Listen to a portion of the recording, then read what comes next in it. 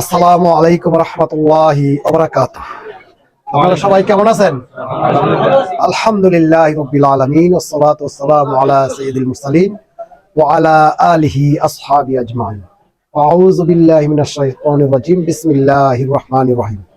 ইন্নাদ-দীনা ইনদাল্লাহিল ইসলাম। সাদাকাল্লাহুল আযীম।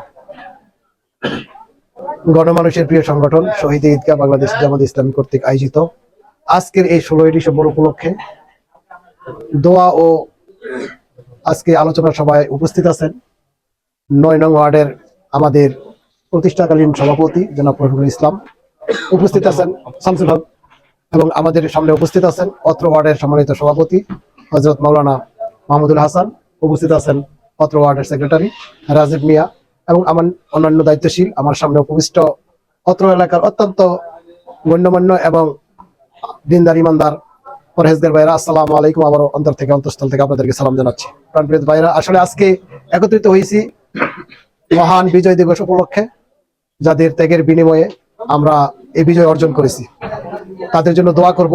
আসলে আজকে রাজনৈতিক কোনো কথাবার্তা বা প্রচার প্রপাগান্ডা নয়, অর্থাৎ প্রচার প্রচারণা নয়, আজকে শুধুই দোয়ার জন্য আজকে আমরা একত্রিত হয়েছি। আপনারা আমাদের ডাকে সাড়া দিয়ে এখানে উপস্থিত হয়েছেন, আপনাদেরকে অসংখ্য অসংখ্য ধন্যবাদ, কৃতজ্ঞতা এবং শুকরিয়া জানাই যে আপনারা আমাদের এই আহ্বানে সাড়া দিয়ে এই দোয়ায় শরীক হয়েছেন এবং উপস্থিত হয়েছেন, আমাদের এই প্রোগ্রামকে সাফল্যমণ্ডিত করেছেন। তাই আপনাদের সকলকে ধন্যবাদ জানাই, কৃতজ্ঞতা জানাই। আসলে আপনারা সবাই জানেন বাংলাদেশের বর্তমান প্রেক্ষাপট, আমার বলার কিছু নাই, আপনারা সোশ্যাল মিডিয়া, খবর, নিউজ এগুলো সবই জানেন। তারপরও আমরা একটি কথা বলি যে আমরা মুসলমান, আমাদের স্রষ্টা আল্লাহ, আমাদের নবী হযরত মুহাম্মদ মুস্তাফা সাল্লাল্লাহু আলাইহি সাল্লাম, আল্লাহ সুবহানাহু ওয়া তাআলা আমাদেরকে পৃথিবীতে পাঠিয়েছেন, মানে আমাদের নির্দিষ্ট একটা হায়াত দিয়ে। পরিশেষে আমরা আল্লাহর কাছে প্রত্যাবর্তন করব। ইন্না ইলাইনা ইয়াবাহুম সুম্মা ইন্না আলাইনা হিসাবুহুম, এবং সবশেষ আল্লাহ আমাদেরকে হিসাব নেবেন। এই সময়ের ভিতরে আমরা যদি আল্লাহকে বিশ্বাস করি, আল্লাহর কাছে প্রত্যাবর্তন করতে হয়, তাহলে আল্লাহর বেঁধে দেওয়া নিয়ম কানুনের ভিতরে যদি আমরা থাকি, তাহলে আমাদের প্রত্যাবর্তনটা সুখের হবে, তাই না? তো আমরা কিন্তু স্বাভাবিকভাবেই বলি যে আমাদের সকল কিছু আল্লাহ দেয়, সুখ দুঃখ অভাব কষ্ট সবকিছু আল্লাহ দেয়। এই বলাটার সাথে আমাদের মানে কাজটা কিন্তু আমাদের মিলে না, কাজটা মিলে না। দেখা গেছে আমরা অনেকে নামাজ পড়ি, এটা আল্লাহর কাজ, কিন্তু যখন ব্যবসা করি, ওই ব্যবসার মধ্যে কি আল্লাহর কাজ, আল্লাহর অর্ডার, আল্লাহর হুকুম নাই? আছে। আমরা যদি পরিবার চালাই, পরিবারের মধ্যে কি আল্লাহর হুকুম নাই? আছে। আমরা যদি রাজনীতি করি, তাই এখানে কি আল্লাহর হুকুম থাকবে না? তাহলে আমরা যারা নাকি বলতেছি যে আল্লাহর হুকুম মানে রাজনীতির মধ্যে নাই, তো কি রাজনীতির মধ্যে হুকুমগুলি আছে আল্লাহ যে দিছে, এগুলা তো কোরআনের মধ্যে স্পষ্ট উল্লেখ আছে। আসলে আমাদের বাংলাদেশ জামাত ইসলামীর মানে ব্যাপারে 83 বছর ধরে মনে করেন বাংলাদেশ জামাত ইসলামী কোরআনের রাজনীতি আছে। কোরআন থেকে রাজনীতি আমরা যখন নাকি শিখেছি বুঝেছি, তখন থেকে রাজনীতির মাঠে বাংলাদেশ জামাত ইসলামী কাজ করতেছে। কিন্তু এদেশের অধিকাংশ আলেম ওলামা এবং বিভিন্ন মনে করেন সামাজিক সংগঠন কোরআনের রাজনীতি নাই, ইসলামের রাজনীতি নাই, রাজনীতির সাথে কোরআনের ন্যূনতম সম্পর্ক নাই, এই প্রচারটা প্যারালাল ভাবে চালাই আসছে। যার জন্য আমরা মুসলমানরা, ইমানদাররা রাজনীতির মাঠে আমরা মানে এগিয়ে যেতে পারিনি। এই এগিয়ে যেতে না পারার কারণে যারা নাকি কোরআনের কথা বলে না, তারা তার কোরআনের কথাটা বলতে পারছে না, রাজনীতির মাঠে বলতে পারছে না।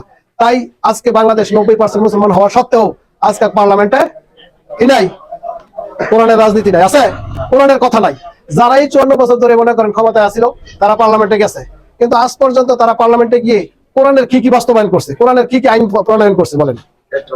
তাহলে আমরা শুধু মনে করেন নামাজ রোজা হজ জাকাতের মধ্যে শুধু ইসলামকে সীমাবদ্ধ করে রেখেছি, কিন্তু নামাজ রোজা হজ জাকাত কি মানে ইসলামের পরিপূর্ণ বিধান?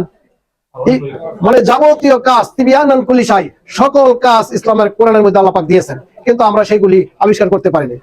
তারপরে আমাদের অনেক ওলামা আলেমা আছে, তারা দীর্ঘদিন রিসার্চ করার পরে বুঝতে পারছে যে আসলে জামাত ইসলামী যে দীর্ঘদিন ধরে কোরআনের রাজনীতি আছে, আসলে আছে। তো অনেক দল তারাও কিন্তু পরবর্তীতে ওলামা আলেমারা কিন্তু রাজনীতির সাথে যুক্ত হইয়া তারাও কিন্তু রাজনীতির সাথে যুক্ত হয়েছে। কিন্তু তাদের উচিত ছিল জামাতের সাথে ঐক্যবদ্ধ হইয়া একটা দলের সাথে থেকে ইসলামকে রাষ্ট্রীয় পর্যায়ে নেওয়া। তারা কি করছে? খণ্ডিত আকারে যার যার প্রধান হইয়া তারা অনেকগুলি দল করছে। এত করে ইসলামের শক্তিটা কি হয়েছে? কমে গেছে। যার জন্য এই শক্তিটাকে আমরা যারা নাকি মনে করেন ইসলাম বিদ্বেষী শক্তিরা, কোরআনের বিপক্ষে যারা, তারা তাদেরকে নিয়ে এই ইসলামকে আর মানে সংসদে নেওয়ার জন্য আর কোনো রাস্তা নাই। তো এবার একটা সুযোগ এসেছে, আপনারা জানেন নাকি, আমাদের যারা নাকি রাজনীতি মানে ইসলামের মধ্যে রাজনীতি আছে যেসব দলগুলি, তারা একত্রিত হয়ে 8টি দলে সমঝোতার ভিত্তিতে আমরা আগামীতে এই একটা সুযোগ আমরা যদি ন্যূনতম ইমানদার দাবি করি, আমাদের ইমানের যদি ন্যূনতম দাবি থাকে, তাহলে আমরা যদি বলি যে আমরা মৃত্যুর পর আল্লাহর কাছে আমাদের জবাবদিহিতা করতে হবে, তাহলে অবশ্যই অবশ্যই এই সুযোগটা এবারে কাজে লাগতে হবে। কারণ এটা আমার, এটা আপনার, এটা যার যার জন্য, ব্যক্তির জন্য। কারণ কিয়ামতের মাঠে আল্লাহ সুবহানাহু ওয়া তাআলা তার ব্যক্তির হিসাব নেবেন যে তোমার যে জ্ঞান দিছিলাম, তোমার যে আমি তোমার যে কোরআন দিছিলাম, তার অনুযায়ী তুমি কোরআন থেকে কি কি মানে করেছো। তখন আমি যদি বলি আল্লাহ কোরআন থেকে আমি নামাজ পাইছি, আল্লাহ আমি কোরআন থেকে হজ পাইছি, যাকাত পাইছি, তুমি কি কোরআন থেকে রাজনীতি পাও নাই? রাসূল সাল্লাল্লাহু আলাইহি সাল্লাম কি মদিনার রাষ্ট্র কায়েম করেন নাই? তাহলে যেই রাসূল সাল্লাল্লাহু আলাইহি সাল্লাম মদিনার রাষ্ট্র কায়েম করেছে যেই কোরআন দিয়ে, সেই কোরআন কি তুমি পাও নাই? তা কোরআন বদলাই গেছে? কোরআন তো বদলাই নেই। তাহলে রাসূল সাল্লাল্লাহু আলাইহি সাল্লামের যতটি মন্ত্রণালয় ছিল, বিভাগ ছিল, কোরআনের যে রাজনীতি, এটা তো রাসূল আমাদেরকে দেখাই দিয়ে গেছেন, আমরা তো নতুন আবিষ্কার করি নাই। আপনি দেখবেন কোরআনের মধ্যে দুইটা ধারা আছে, একটা হচ্ছে মক্কি সূরা, একটা হচ্ছে মাদানী সূরা। মক্কি সূরাগুলি মানুষকে দাওয়াত দেওয়ার জন্য ছোট ছোট সূরা, আখিরাতমুখী সূরা এবং মানুষকে ভয় ভীতি সতর্ক করার সূরা। আর যেদিকে মাদানী সূরা, এগুলো হইছে মানুষ যখন নাকি ইসলাম কায়েম হয়ে যাবে, মানুষ কিভাবে বিধিবিধান আল্লাহ পালন করে চলবে, একটা ঘুম থেকে উঠে মানে সন্ধ্যা পর্যন্ত, জীবনের শুরু থেকে মৃত্যু পর্যন্ত মানুষের সকল কর্মকাণ্ড আল্লাহ সুবহানাহু ওয়া তাআলা মাদানী সূরার মধ্যে সবকিছু খুলে খুলে বলেছেন। এই সূরাগুলি তো আছে, এই কোরআনও আছে, কিন্তু ওইখান থেকে আমরা ওইগুলি আমরা নেই না। না দেওয়ার কারণে আমরা শুধু নামাজ, হজ, যাকাতের মধ্যে আমাদের কোরআনকে, আমাদের এই ইসলামকে সীমাবদ্ধ রেখেছি। আল্লাহ সুবহানাহু ওয়া তাআলা বলেছেন, অন্য আয়াতে বলেছেন যে তোমরা উদখুলু ফিস সিলমি কাফা, তোমরা পরিপূর্ণভাবে ইসলামে প্রবেশ করো। আজকে আমরা যে ইসলামে প্রবেশ করেছি, এটা পরিপূর্ণ হয় নাই। আপনি দেখবেন একটা লোক যদি একটা পায়জামা পরে, একটা পাও যদি ভিতরে ঢুকা, একটা পায়ের বাইরে রাখে, তাহলে আমরা পাগল বলি।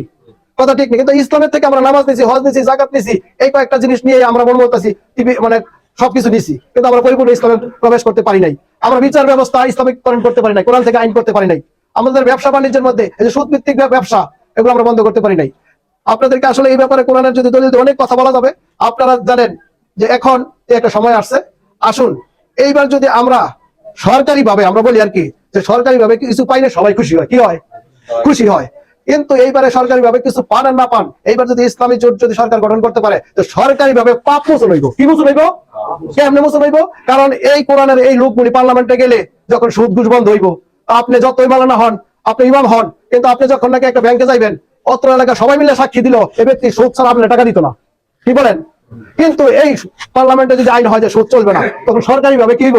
পাপ মুক্ত হইতে পারবেন। এরকম করে সুদ ঘুষ যত আছে সবকিছু সরকারি ভাবে হইতে পারবেন। এটাই হচ্ছে আমাদের বড় পাওয়া। কথা ঠিক নেবা ঠিক। কিন্তু নতুবা ইসলাম কখনো ব্যক্তিগত যে ইসলাম আছে, আমরা বলি আর কি ব্যক্তিগত জীবনে আমি মুমিন, কিন্তু রাষ্ট্রীয়ভাবে আমি মুশরিক। রাষ্ট্রীয়ভাবে মুশরিক, কারণ রাষ্ট্রীয়ভাবে আমি যেসব আইনগুলি মানতাছি আল্লাহর আইনের বিধানের বাইরে, তাহলে আমি কি আল্লাহর আইন মানতাছি? কোরআনের মধ্যে আসছে যে ব্যক্তি আল্লাহর বিধানকে জীবনের বিধান বলে মাইনা নেয় না, সে তিনটা দ্বারায় বিভক্ত হবে। হয়তো সে মুশরিক হবে, সে কাফের হবে, নতুবা সে কি হবে? ফাসিক হবে। এই তিনটা দ্বারা বিভক্ত হবে। আমরা একটা দ্বারার মধ্যে আছি, কারণ আমরা রাষ্ট্রীয়ভাবে কোরআনকে নিতে পারছি নাই। তাই এইবারে আমাদের এই প্রচেষ্টাটা সামনে আসছে, আল্লাহ সুযোগ দিছে, আল্লাহ সুযোগ দিছে, কিন্তু এই সুযোগ আমরা হেলায় হারাতে চাই না।